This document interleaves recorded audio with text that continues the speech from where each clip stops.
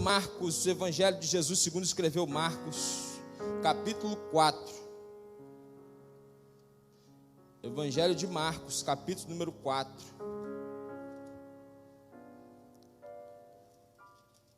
A partir do versículo de número 35, diz o texto. Eu vou ler para a gente ganhar tempo, tá bom? Naquele dia, sendo já tarde, Jesus disse aos discípulos: vamos passar para outra margem. E eles, despedindo a multidão, o levaram assim como estava no barco. E outros barcos o seguiam. Ora, levantou-se grande temporal de vento, e as ondas se arremessavam contra o barco, de modo que o mesmo já estava se enchendo de água, e Jesus estava na popa, dormindo sobre o travesseiro. Os discípulos o acordaram e lhe disseram: mestre, o Senhor não se importa que pereçamos? E ele, despertando, repreendeu o vento e disse ao mar: acalme-se, fique quieto. E o vento se aquietou e tudo ficou bem calmo. Então Jesus lhes perguntou: por que vocês são tão medrosos? Como é que ainda não têm fé? E eles, possuídos de grande temor, diziam uns aos outros: quem é este, que até o vento e o mar lhe obedecem? Espírito Santo, estamos diante da tua santa, poderosa e rica palavra, e te pedimos que o Senhor, por graça, ministre aos nossos corações nessa noite. Queridos, a Bíblia é um livro de muitas histórias. A Bíblia tem muitas histórias. O apóstolo Paulo, escrevendo a Timóteo, no capítulo 3, versículo 17, de sua segunda carta de Timóteo, capítulo 3, versículo 16, Paulo diz: toda a escritura é útil para o ensino, apta para a repreensão, correção, para a educação na justiça, enfim. A escritura, sem dúvida, ela é útil, é uma ferramenta, mas como aplicar a verdade das escrituras à minha realidade? Como ler uma história e fazer dessa história, entender que essa história está falando comigo naquele momento? O salmista, no Salmo 119, versículo 18, ele diz assim: desvenda os meus olhos para que eu contemple as maravilhas da tua lei. Desvenda os meus olhos para que eu contemple as maravilhas da tua lei. A lei é maravilhosa, a lei é estupenda, a lei sem dúvida é algo extraordinário, mas o salmista está dizendo: se o Senhor não desvendar, tirar as escamas dos meus olhos, tirar a fumaça que verdadeiramente impede a minha visão, eu não posso contemplar essa maravilha. Então eu preciso que o Espírito Santo venha ao meu socorro e eu possa olhar e ler uma história como essa que você já cantou, que você já ouviu tantas vezes, e entender que essa história está falando comigo hoje. Esses dias, sem dúvida alguma, é preciso nos apegarmos a verdades que nos farão permanecer de pé. Eu tenho me dedicado esses dias, leio consideravelmente, mas eu tomei uma iniciativa nesse tempo de quarentena de me dedicar exclusivamente à leitura das Escrituras, porque eu preciso me apegar a verdades que me farão permanecer de pé e não autoajuda. Eu preciso de ajuda do alto. As histórias narradas nas Escrituras, queridos, nos servem de pedagogia, sem dúvida, a fim de que encontremos o norte necessário. O texto fala, você observe comigo, olhe para o texto fala de Jesus num dia que poderíamos chamar de um dia comum de trabalho com Jesus. O versículo 35 diz: naquele dia, sendo já tarde, era de tarde de um dia comum de trabalho com Jesus. Era um dia comum de trabalho com Jesus. A vida, sem dúvida, nos apresenta muita semelhança quanto a este evento. As tempestades da vida, via de regra, elas não se prenunciam, elas não mandam telegrama, Os mais antigos sabem do que eu estou falando, os mais jovens nem sabem do que digo. Mas elas não mandam WhatsApp, elas não mandam um Telegram, eu nem sei se é isso, mas enfim, elas não mandam aviso. As tempestades da vida, elas chegam, e quando chega, de repente, a única exclamação que a gente consegue expressar é: e agora? E agora o que a gente vai fazer? E agora? Um dia comum de trabalho com Jesus. Apenas no Evangelho de Marcos, se você for buscar o texto vai te dar algumas instruções, desde o capítulo 1 até o capítulo 4, que nós estamos aqui debruçados sobre ele. Você vai ver que o que seria um dia comum de trabalho com Jesus: algumas curas, nada demais, apenas alguns leprosos restaurados, alguns paralíticos que voltaram a andar, nada demais, queridos. Uma sogra de Pedro que foi curada, Jesus curou uma sogra, está aqui, um dia comum de trabalho, Jesus está trabalhando, curada de uma febre muito alta. É claro, alguns ensinamentos profundos sobre a existência humana e as realidades do reino de Deus. Bom, esse parecia realmente ser apenas mais um dia comum de trabalho com Jesus, um dia comum. E por se tratar de Jesus, talvez você me ouça dizer: será que a palavra Jesus e comum, elas coadunam na mesma frase? Pode parecer até ofensivo para você, mas não há nada em nós, presta atenção nisso, não há nada em nós que nos faça diferente daqueles discípulos. Porque é muito fácil se acostumar a andar com Jesus. É fácil se acostumar, Kessia, é fácil se acostumar, missionária Ive, é fácil se acostumar a andar com Jesus. Eu vou te mostrar aqui de forma rápida. Lembra aquela presença de Deus que você sentia, que inquietava a sua alma na adoração? Onde você não tinha uma explicação lógica, mas de repente você sentia verdadeiramente seu coração queimando, e subitamente você se derramava em lágrimas. Você não sabe como é que acontecia, você simplesmente sabe que você vivia aquilo, mas agora parece muito normal. Aliás, você tem até uma explicação teológica para isso. Você sabe explicar agora, porque a gente se acostumou a andar com Jesus. O suprimento diário. O suprimento diário que fazia com que você ficasse estupefato, sabe, boquiaberto. Você ficasse de fato: meu Deus, como pode? Como Deus era capaz de te surpreender, fazendo com que o alimento cotidiano chegasse na sua mesa, não lhe faltasse. As contas eram pagas, já tem internet. Pois é, mas agora parece que você sabe exatamente como tudo isso acontece.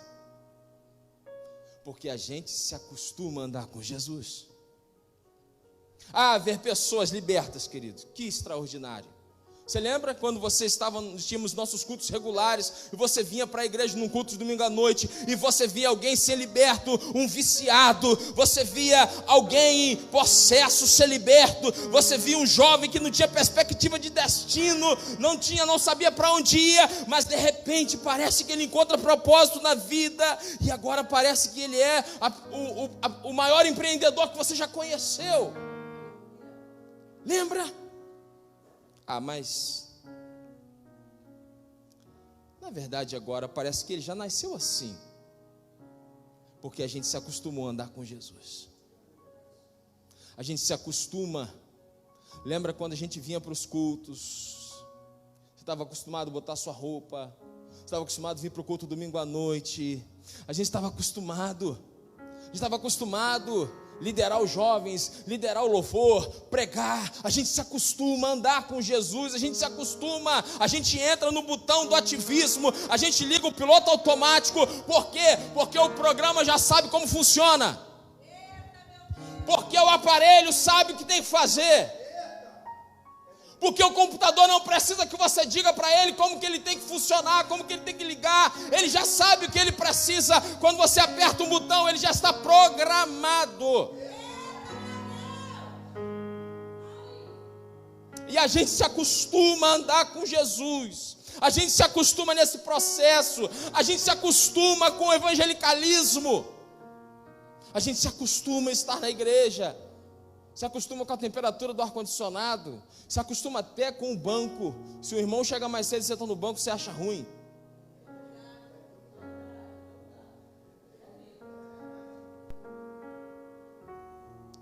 É quando Jesus nos chama a ir em direção a outra margem. Olha o texto. Jesus disse, chama os discípulos e diz: vamos passar para o outro lado. Vamos para o outro lado. Ah, Jesus, queridos, ele não disse vão, ele disse vamos. Ele disse vamos. Isso é uma ordem. Não é um convite, é uma ordem. Isso significa dizer que você tem uma palavra. Está na hora de passar para o outro lado. A quarentena é Deus dizendo para você: chegou a hora de passar para o outro lado.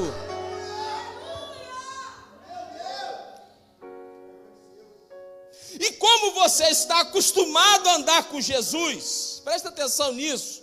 Como você está acostumado a andar com Jesus, irmã, você sabe que Jesus tem essa mania irritante de vez por outra fazer com que você saia do lugar. E ele normalmente faz isso quando a gente estava acostumado com o lugar. Ele normalmente faz isso quando a gente estava gostando da coisa.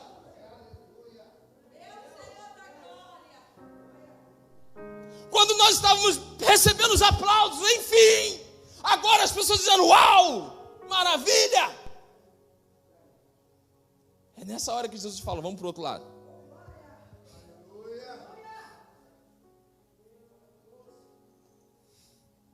Ele tem essa mania irritante.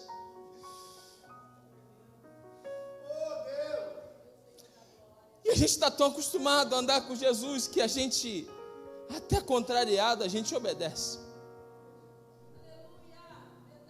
Fazer o quê? Então a gente faz o ritual de despedida. Note você o texto: e eles, despedindo a multidão, o levaram assim como estava no barco. A gente faz o ritual: olha, gente, acabou meu tempo, Deus abençoe, estou indo, estou fazendo. E a gente vai, faz o ritual de despedida e segue a vida.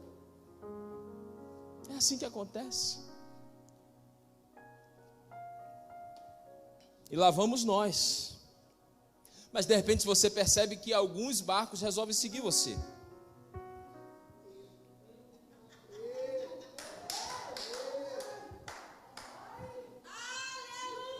E outros barcos o seguiam. Alguns barcos resolveram seguir você.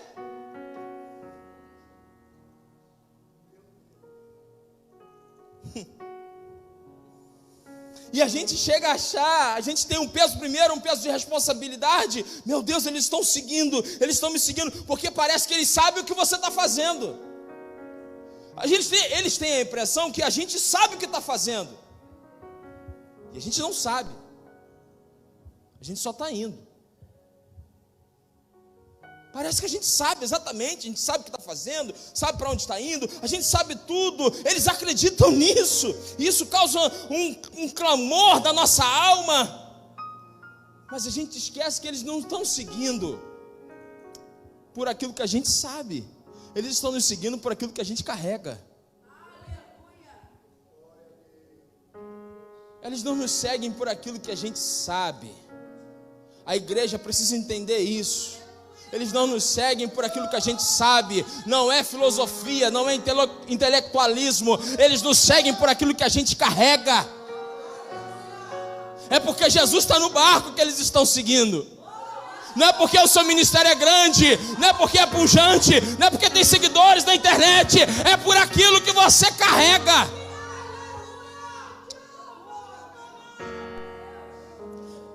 E realmente nós não estamos no mesmo barco. Deixa eu te falar uma coisa aqui, abrir um parênteses aqui. Não, nós não estamos no mesmo barco.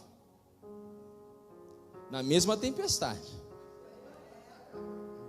Eu ouvi muito isso nessa quarentena, pastor Marcos. A gente está no mesmo barco, campeão. A gente está na mesma tempestade.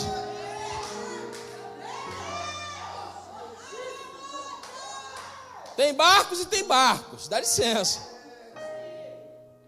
Tem os barcos de alguns pés, né? Tem alguns barcos, tem outros, os barquinhos. Nós não estamos no mesmo barco. A tempestade pegou todo mundo, pobre, rico, negro, não importa.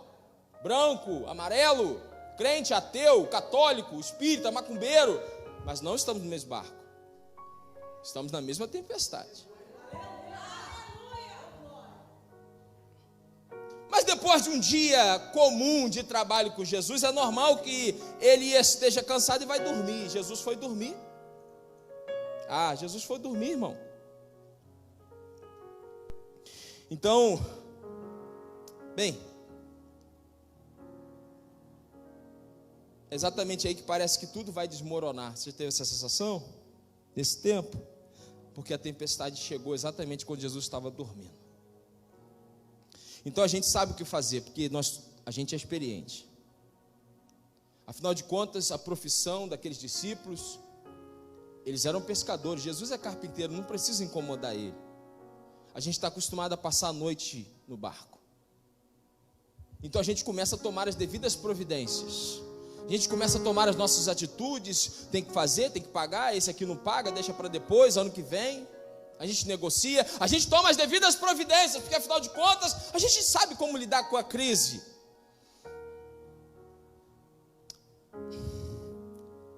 Mas parece que não está funcionando, né? Parece que não está funcionando, porque o pior cenário agora está acontecendo. A água está entrando dentro do barco. Porque a água que afunda o barco não é que está fora, é que está dentro. É a água que está dentro do barco que afunda ele. Há 10 dias atrás, cerca de 10 dias atrás, eu perdi um amigo por causa do Covid-19. E que eu passei a noite em claro, perguntando a Deus por quê. Um pastor, um homem de Deus, um amigo de jornada. Mas até então tudo que eu ouvia na mídia era 5 mil mortos, 10 mil mortos, 15 mil mortos, já passaram de 20. É quando os números se tornam nomes.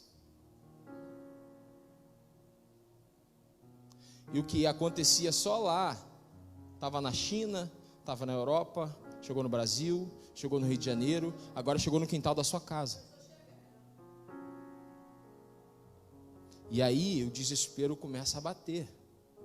E a gente não sabe como lidar com tempestade, a gente não sabe lidar com crise. E agora faz o quê? Tira a água do barco? O que a gente vai fazer? É então que a gente lembra que era um dia comum de trabalho com Jesus. E afinal de contas foi Ele que mandou a gente ir. A gente só está nessa situação porque Ele mandou. A gente só assumiu dívidas nesse tempo porque assumimos o chamado. A gente só está se vendo em algumas dificuldades, tudo porque a gente obedeceu. Então, afinal de contas, cadê Jesus? Sabe quando você de repente cai na tua ficha? Cadê Jesus? Afinal de contas, não foi Ele que me colocou aqui? Então a gente começa a procurar, cadê Jesus? Onde está Deus? E eles lembram. Alguém disse, olha, eu acho que ele está lá na popa, lugar, no interior do barco. No interior do barco. Olhe para dentro de você hoje. Eu não falei para você vir para o prédio, eu falei para você olhar para dentro de você. Alguém vai lá acordar Jesus. E a expressão dos discípulos é, o Senhor não se importa com a gente? Parece que Deus está indiferente à nossa necessidade. Deus está indiferente àquilo que a gente está vivendo. Deus não está preocupado com o nosso problema. O Senhor não se importa que vamos perecer. E acordam Jesus imediatamente, porque o Salmo 50, versículo 15 diz, invoca-me no dia da angústia, eu te livrarei, tu me glorificarás. Querido, entenda isso, Deus não está indiferente ao clamor. Jeremias 33, versículo 3, o profeta vai dizer, clama a mim e eu vou te responder. Deus não está indiferente ao clamor da tua alma. Talvez o que está faltando em você hoje? Clamar, levantar a tua voz e dizer, Senhor, Você está batendo em tanta porta. E eles clamaram, Jesus atendeu e acalmou a tempestade. Não apenas a tempestade que estava fora, mas a tempestade que estava dentro.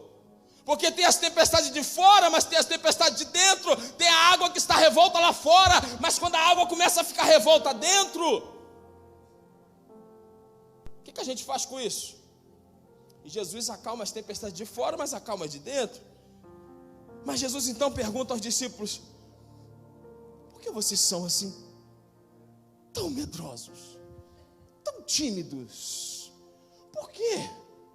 E ele vai fazer uma pergunta: vocês ainda, note isso, vocês ainda não têm fé? Como assim? Vocês andaram comigo, vocês viram o leproso ser curado, vocês viram o paralítico andar, vocês viram tanta coisa acontecer. Se lembra o que Deus tem feito na tua vida, que você se acostumou a andar com Jesus, mas agora na hora da crise a gente esquece tudo.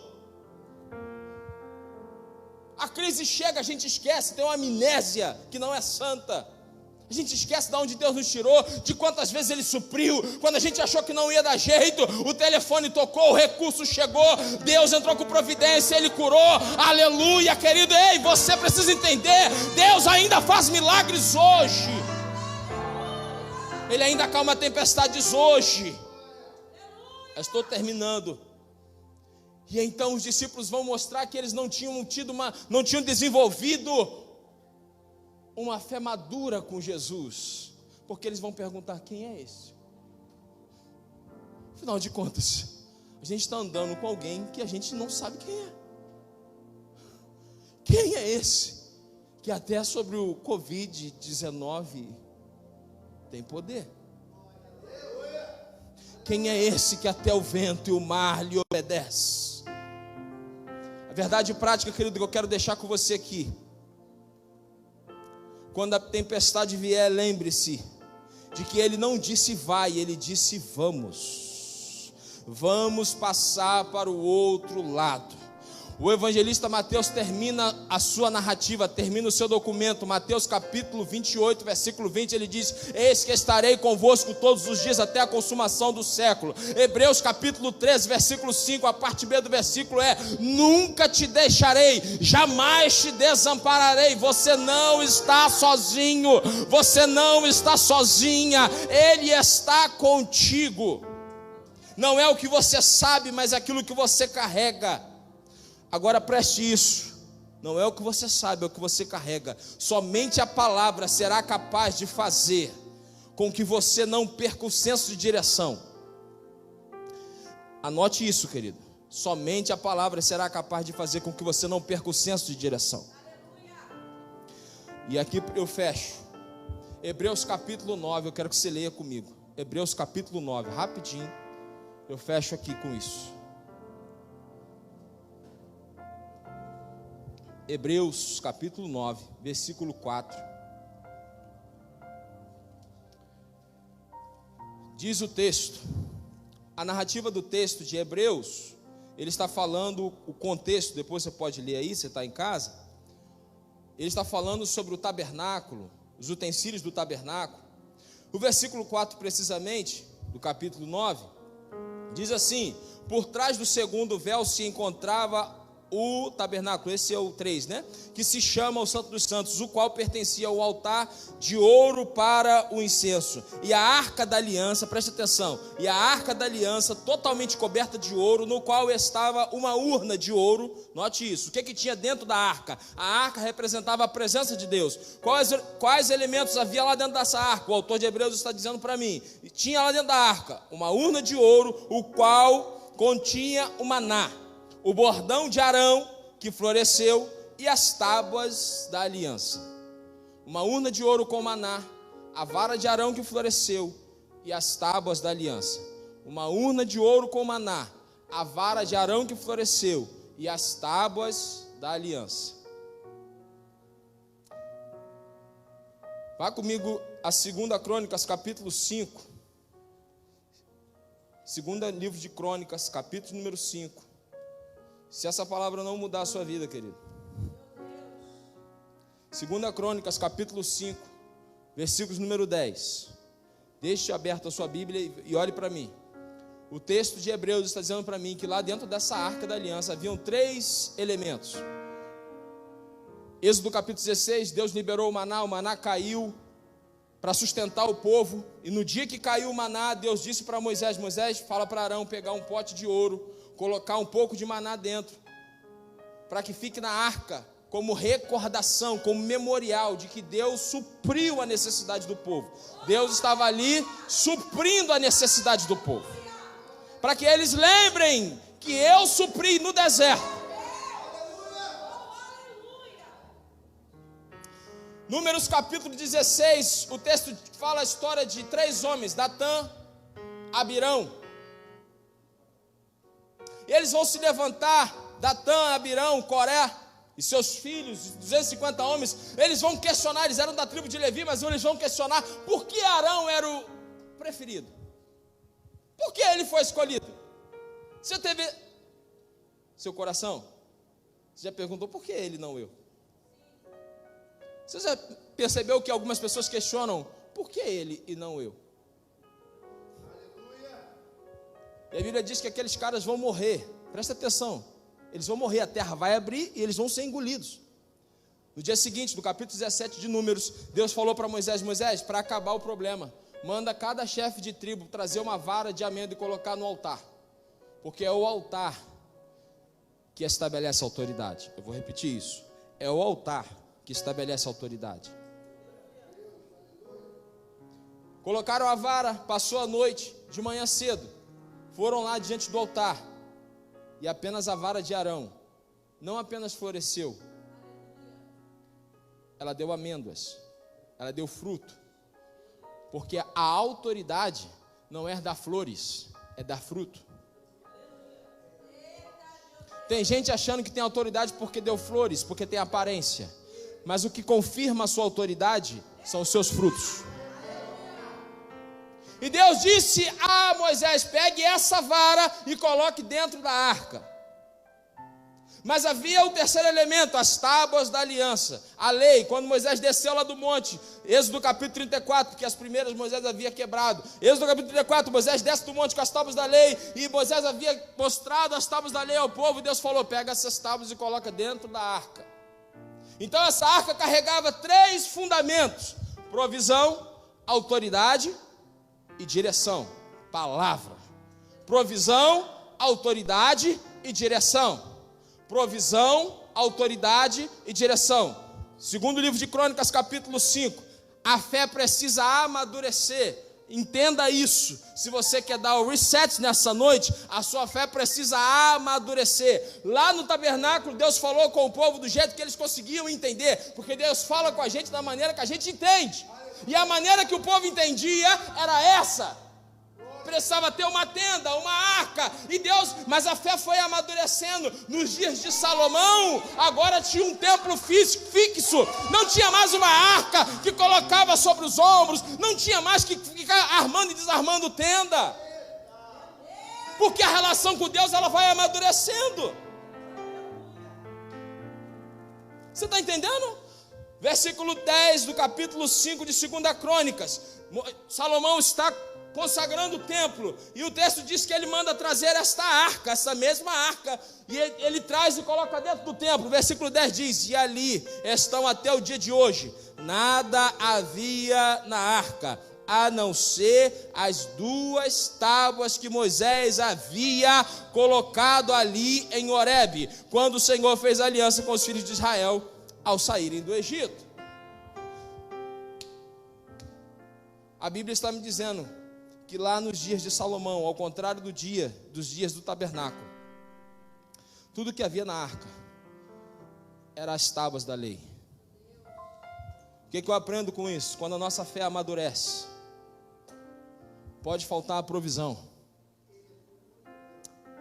pode até mesmo não ter símbolo de autoridade, o que não pode faltar é direção. Jesus disse para os discípulos: vamos passar para o outro lado. O que os discípulos não tinham entendido ainda é que Jesus não deu explicação, porque Deus não dá explicação, Ele apenas dá direção. E o que os discípulos não entenderam, Ele não falou como a gente vai chegar. Ele disse: vamos passar para o outro lado. Se o barco afundar, a gente anda por cima das águas, a gente voa, eu não sei o que acontece, a gente vai nadando, mas do outro lado a gente chega. Do outro lado a gente chega. Receba essa palavra no seu coração em nome de Jesus nessa noite.